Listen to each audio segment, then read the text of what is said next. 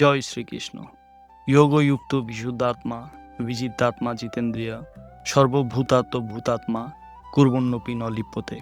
অর্থাৎ যিনি ভক্তিভাব নিয়ে কর্ম করেন, যিনি বিশুদ্ধ আত্মা এবং নিজের মন ও ইন্দ্রিয় সমূহকে বশে রাখেন, তিনি সকলের প্রিয় হন এবং সমস্ত মানুষ তার প্রিয় হয়।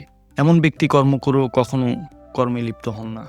আপনাদের সকল দর্শককে আমাদের ইউটিউব চ্যানেল ত্রিকালদর্শীতে আন্তরিক অভিনন্দন এবং স্বাগত।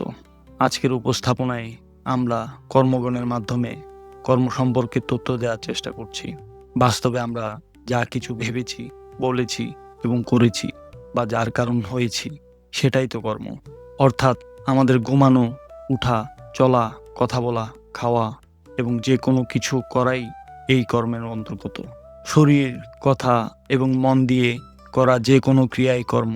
অর্থাৎ শরীর নির্বাহ সংক্রান্ত ক্রিয়া, ঘুম, চিন্তা এবং সমাধি ইত্যাদি ক্রিয়া এসবই কর্ম।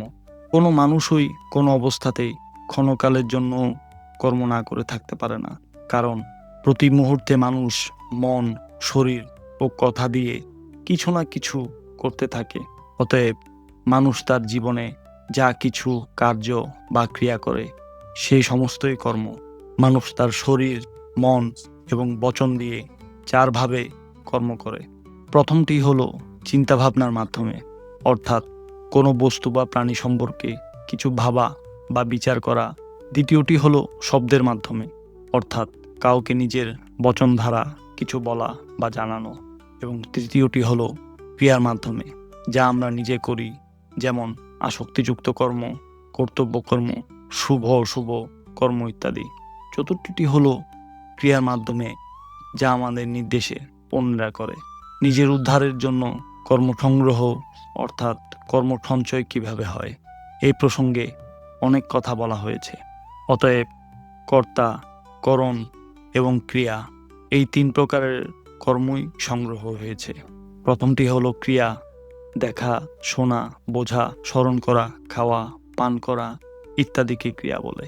অন্য কথায় বলতে গেলে করাকেই ক্রিয়া বলে।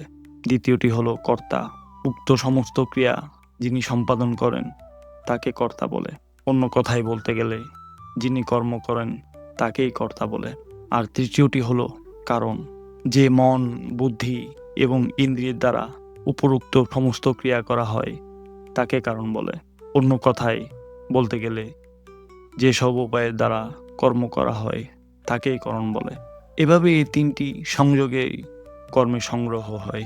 যখন মানুষ নিজে কর্তা সেজে নিজের মন, বুদ্ধি ও ইন্দ্রিয়ের দ্বারা ক্রিয়া করে, কোনো কাজ করে, তখনই কর্ম তৈরি হয় এবং তারপর এই কর্মেরই সংগ্রহ হয়, যাকে কর্মসংগ্রহ বলা হয়। এভাবে এখানে কর্মসংগ্রহের প্রসঙ্গে কর্মকে সংজ্ঞায়িত করা হয়েছে। অর্থাৎ মানুষ তো ক্রিয়া করে, কিন্তু সেই সাথে আমি কর্তা এই ভাব নিয়ে সে যা কিছু করে সে সমস্তই কর্ম। কর্মের দুটি ভাব রয়েছে, একটি হলো সৎকর্ম অর্থাৎ ভালো কর্ম এবং অন্যটি হলো কুকর্ম অর্থাৎ মন্দ কর্ম। নিজের শরীর, মন এবং কথা দিয়ে অন্য কোনো প্রাণীকে সুখ পৌঁছানো, কারো দুঃখ দূর করা অথবা কারো সাহায্য করা ইত্যাদি হলো সৎকর্ম। নিজের শরীর, মন ও বচন দ্বারা অন্য কোনো প্রাণীকে দুঃখ দেওয়া, কারো ক্ষতি করা, কারো সাহায্য কেড়ে নেওয়া, সামর্থ্য থাকা সত্ত্বেও কাউকে সাহায্য না করা ইত্যাদি কষ্টদায়ক কাজ কুকর্ম অর্থাৎ মন্দ কর্মের শ্রেণীতে পড়ে। মানুষের সর্বদা সৎকর্ম করা উচিত। ভগবানের প্রতি আস্থা রেখে অন্যদের দুঃখ বা কোনো প্রকার কষ্ট দেওয়া উচিত নয়। কারণ আপনি যদি আপনার সৎকর্মের মাধ্যমে কোনো অভাবী প্রাণী বা দীন দরিদ্র ব্যক্তি সাহায্য করেন, তবে নিশ্চিতভাবেই আপনিও অত্যন্ত প্রসন্নতা ও শান্তি অনুভূতি লাভ করতে পারবেন।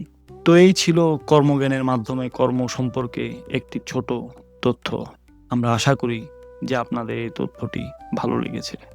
যদি ভালো লেগে থাকে তবে ভিডিওটি লাইক করুন এবং আমাদের চ্যানেলটি সাবস্ক্রাইব করার কষ্টটুকু করবেন।